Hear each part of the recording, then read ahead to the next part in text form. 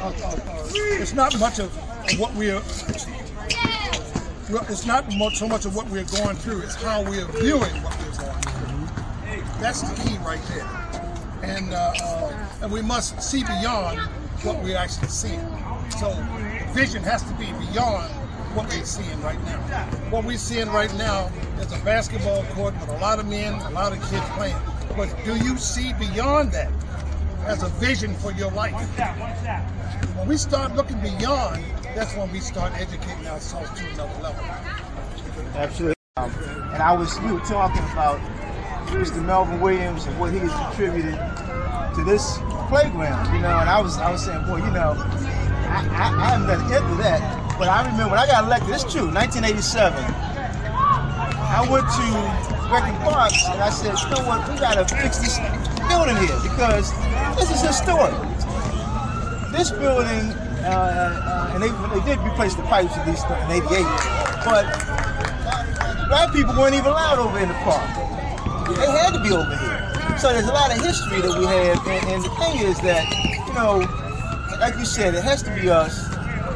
What I'm hoping is that I want to get everybody to sign the sign-in sheet so we can get back to you about the next meeting that we're going to have and help us to recruit people to come into the group.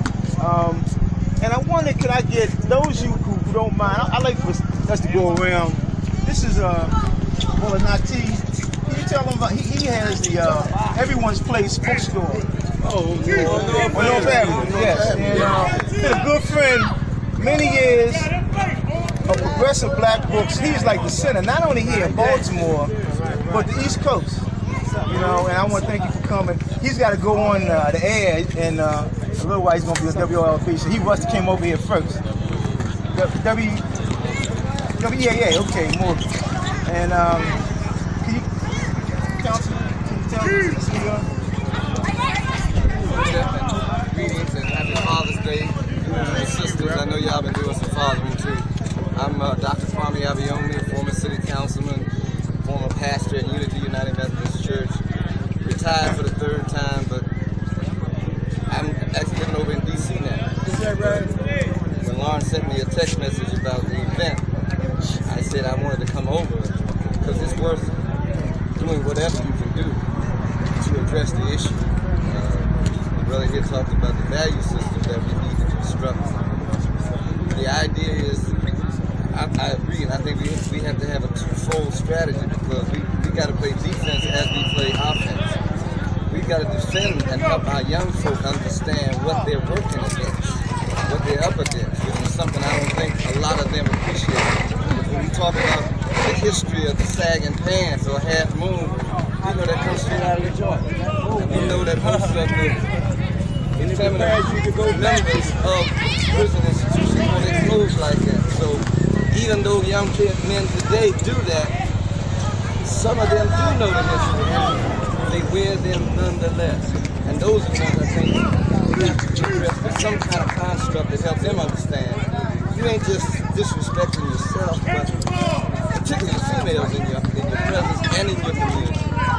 But as Bob Marley said, don't be a nigga in your neighborhood, because that's what dressing like that and down like that actually makes you, or the image you portray. We can do better. We're recruiting brothers from across sections, and we're getting even students who need community service hours. And what we're going to be doing in a couple of weeks is we're going to go out and we're going to be putting these signs up. We're going to get people like Brother Julius here, who's a master of politics. And this is an off year. So why can't we take the same strategies that we have for running a candidate and do it with a campaign? We want to have these signs up at every store. We want to have them in the windows that say, pull your pants up. So that's basically the gist of it.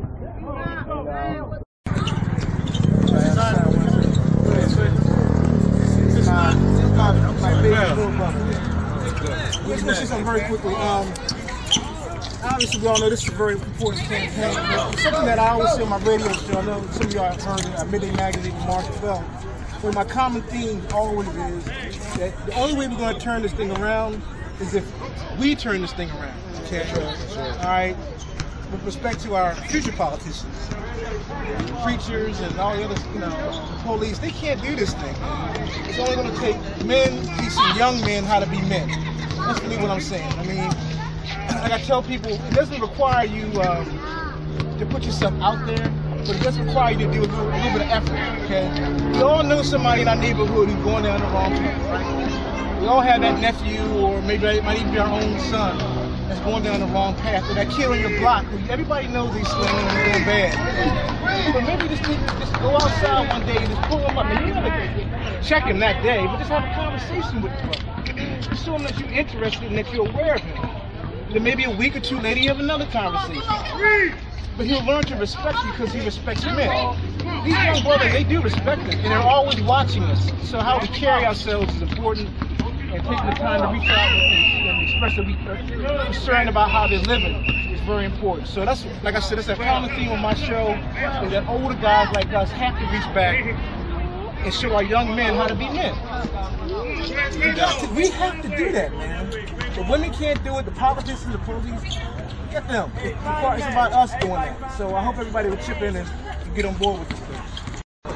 To make sure that these boys grow up to become men. They'll remain in that statehood stage for the remainder of their lives. 40 years old living in their mother's basement. So we got to get away from it. Well, see, one of the things... You have a good point. I'm so glad that you brought in they're strong black people. Boy, they're having an affair. Not too long. Far away, right? Right, 29. They want you to come there. Okay, we got this. And this represents where I came from, and I'm really proud of some of the guys here. I'm proud of you. And yeah, that's your father. You're supposed to be proud of him.